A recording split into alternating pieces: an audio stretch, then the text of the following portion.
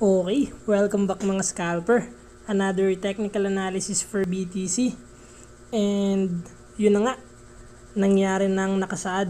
So what happened yesterday is isang malaking breakout.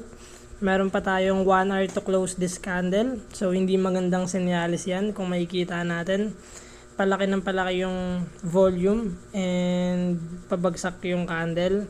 So, silipin muna natin sa higher time frame yung mga possible scenario.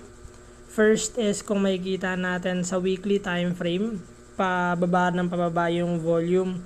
So, sa mga volume price analysis, alam nyo na yung ibig sabihin nito. If pabagsak yung market, then pababa yung volume. Although masyado pang maaga itong current weekly candle since Tuesday pa lang ngayon.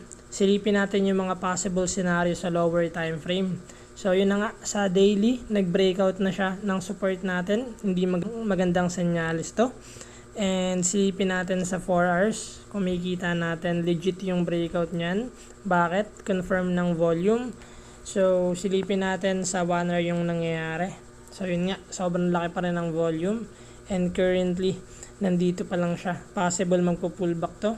Possible scenario for BTC. So, if hindi makakit yung BTC above here, continuation lang to ng downtrend. Kung makikita natin, another lower low yung pinapakita ng BTC. So, more probably nasa downtrend.